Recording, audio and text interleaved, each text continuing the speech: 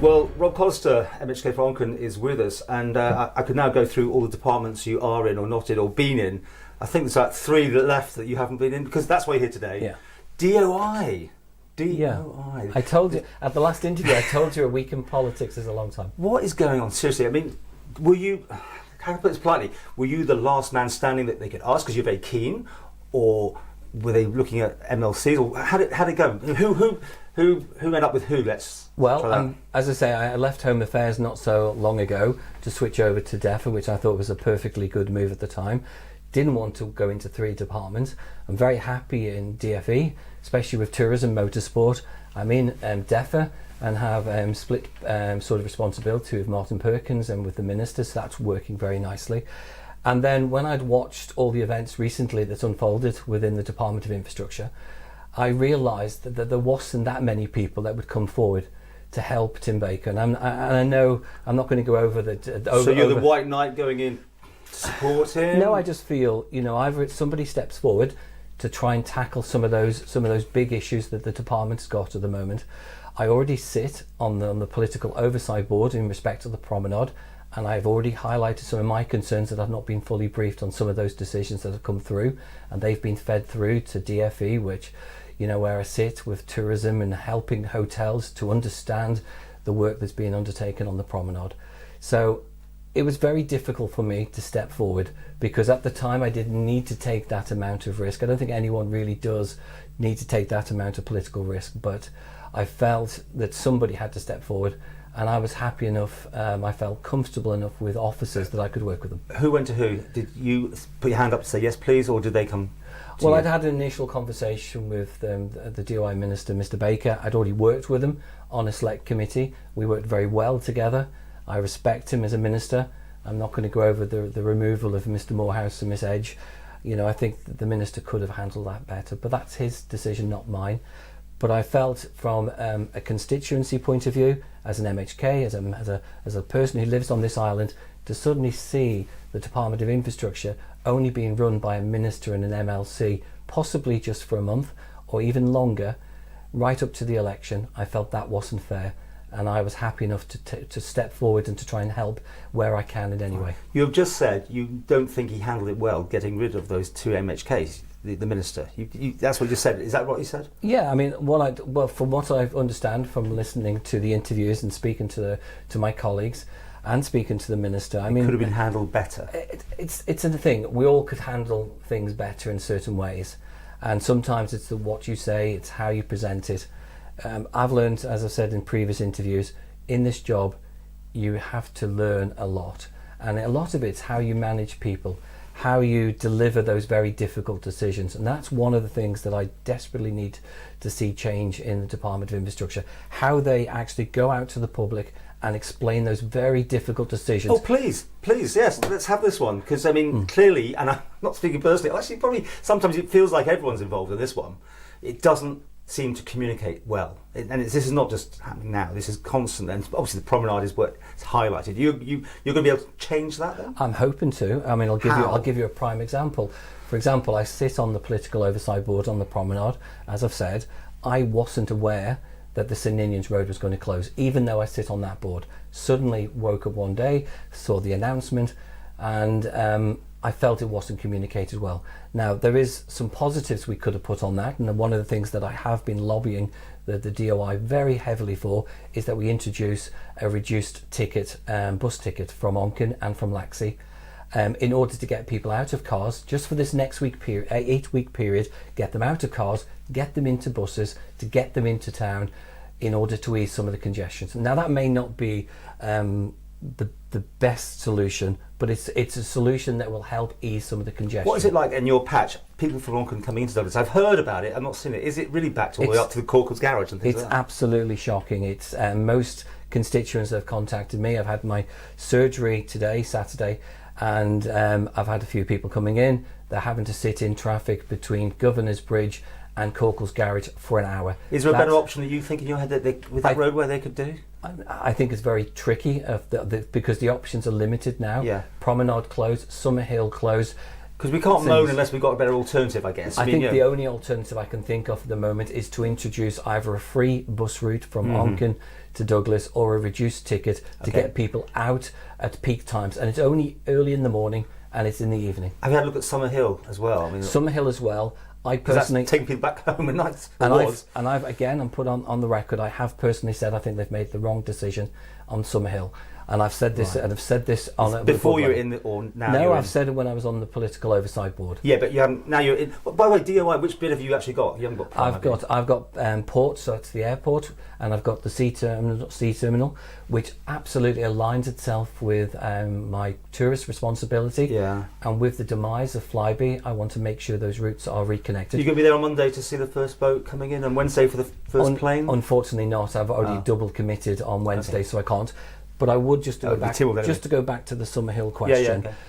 That particular road was closed in 2018 for 4 weeks. The work should have been done then, or at the very least, good point. I forgot about that. Or it should have been done when they were doing the central corridor last year, and they had that opportunity to do it. Now, just to explain it, when I've sat in the political board meetings, it was explained at the last one that Summerhill is now vitally crucial to the rest of the promenade scheme. So, in my eyes, that Summerhill section should have maybe been done before we closed Broadway. Yeah. So these are all the questions that I've asked. I'm just looking at it on the screen thinking that this is an old recording, but it closed though for gas and all that sort of thing, wasn't it? It wasn't part of the actual plan. The plan wasn't signed off. The road was closed for 4 weeks and there was major work being done. Yeah, but it wasn't signed off in the final prom, was it? And so they should have maybe had a bit of foresight. We are where we are now, Paul. We've got to get through this next 8 weeks, and I know there's going to be a lot of pain for my constituents in Onchan. What I'm trying to do is to reassure them that we've got to get through the 8 weeks. Introducing a reduced bus ticket will help. If we can find a way of easing the traffic through Governor's Dip, that would help, and through St Ninians. But just to go on the St Ninian side, if we allow all the traffic just to flow freely through there, we could end up creating another problem at Rosemount. So I am asking these questions. I am working with offers even before I've entered the Are they taking suggestions? Do people come back and listen? I mean, I go down Victoria Road towards and go over there, and the trips aren't being used, and there's nothing coming down to the prom anyway. And people sit there in traffic going, why don't they just make the trips work so when there's traffic there, things like that seem so simple to a lot of people. I think you're right. If anyone out there, any of the constituents, any people who use this route feel there is a suggestion, then email me. Yeah. It's just rob.callister@gov.im. We don't have all the solutions. Somebody who came to my surgery said, what about traffic lights? I will pass that on to the DOI. They will explain, yes, we could think about it, or no, we can't for this reason. So simple. It's not easy. When everything stops and there's no traffic coming the other way, they oh my goodness. Anyway, it's not how easy. Are you going to cope with 3 different departments in it, right? This count this week is 3. You're going to spread yourself very thin, are you? I think somebody else mentioned that the other day, but please just take into consideration I was also sitting on the PAC. I was also chairman of the Environment Infrastructure Policy Review Committee. You'd take on more, wouldn't you? So I have actually come out of them. Yeah. So it has freed up time. The one item that's taken up most of my time in the last 4 weeks or 3 weeks was the Children's Champion role. I am absolutely surprised by how many inquiries, how many meetings I've had. It's a great role. There's a lot of work to be done on that. You're keeping with that? And I'm absolutely keeping that but I have to put on record my sincere thanks already for the very short period of time that the support I'm getting from Anne Corlett and from Kerry Sharp, from their delegated responsibilities from within the Department of Health and Social Care. The 3 of us, along with Jane Poole Wilson MLC, we will make some significant changes over the next year to how children are treated, especially those in care, over the next 12 months. You indicated that obviously with the by-election coming up, there could be 2 more people coming in.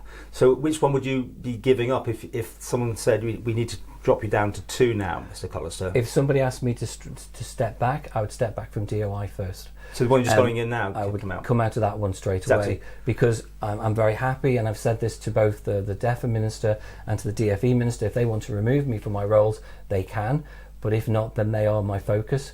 But I still feel there's a lot of work I can achieve in DOI. I feel I can work with the Minister, I can work with the officers. Obviously, I think the officers are aware of me because of let's be fair, I have been an absolute thorn in the side of the Department of Infrastructure for the last 4 years. There's more reason to stay in then. But in a respectful way. So you've got whoever gets in, as far as we know at the time of recording, a new MHK will have no previous experience. I can't see that happening as it stands. you have that. You are a thorn in the side. DOI is the one that seems to be the one that needs most attention from the outside. Surely that's one you should be staying with. A lot of people, well, it's two ways.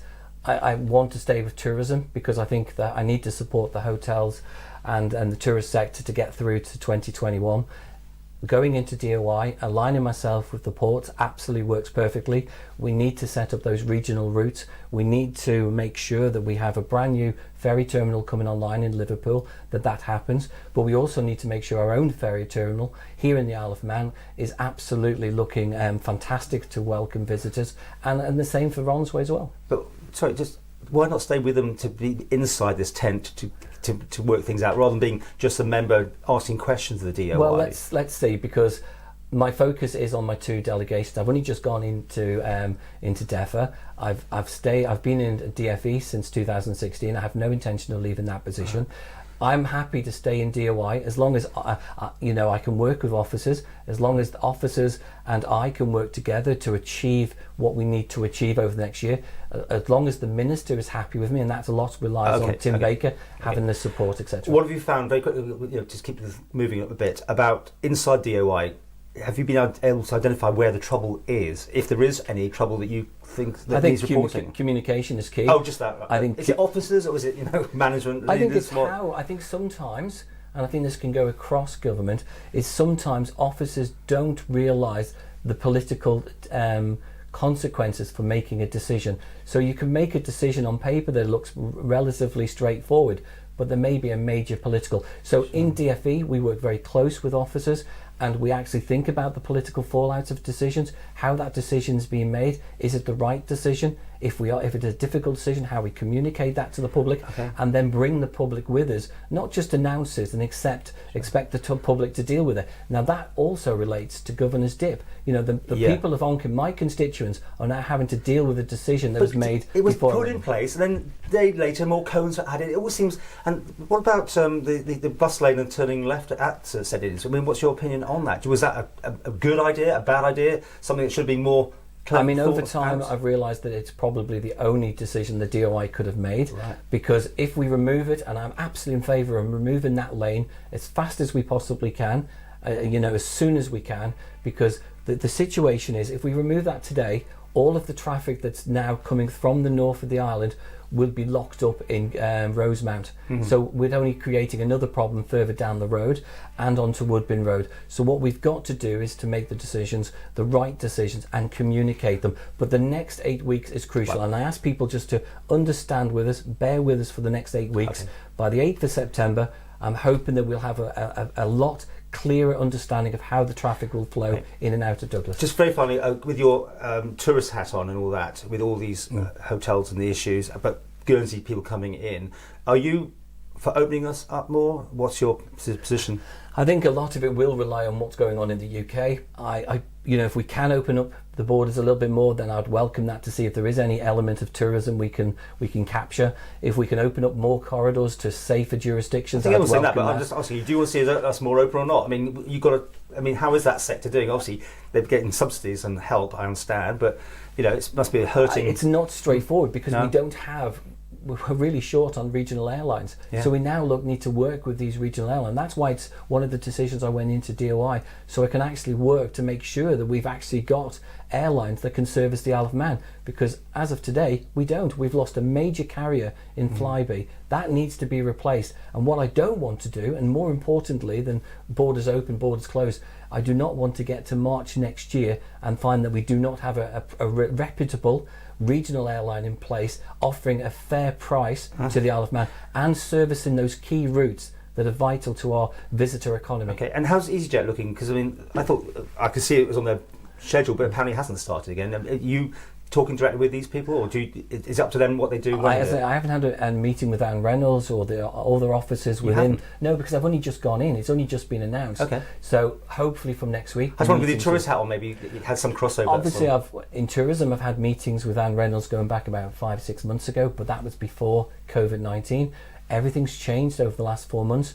We now need to focus in getting this island ready to accept visitors in March next year. And is Anne Reynolds still doing air and seaports? I heard that on the stage that had been divided again. I've heard that, but I haven't had it confirmed, so right. I need to ask that question as well. And who makes those decisions, and why does that happen? Maybe let us know about it. I want to work with officers to make sure that this island is ready in March 2021 to accept visitors. If we can accept visitors between now and that period of time, that's great. I need to engage with the agencies as well within DFE to make sure that they are playing their part to actually make sure that we deliver a fantastic tourist season in 2021. And your exact brief in DOI is harbours of the ports, really. Right. So it's airport and the harbours, but I also have delegation for the energy for waste plant as well, which is something that I've been very passionate around. Anyone who knows me as an Onchan commissioner knew that I spent a considerable amount researching it in order to ensure that local authorities were being charged the correct gate fee and not being overcharged. And that was something I was very, very passionate about going back about 5 years ago. So I want to make sure again that the energy from waste plant has enough tonnage going through it in order to deliver a plant that we can all use, but also one that's not continually shut down. And just to wrap this up, give them 8 weeks is what you're saying for that. And up the top and everywhere. I'm hoping by the 8th of September we need Broadway open, we need Summerhill open, and going into 2021, if I know the Minister for DOI has put his hat on the 31st of March of having all the scheme finished.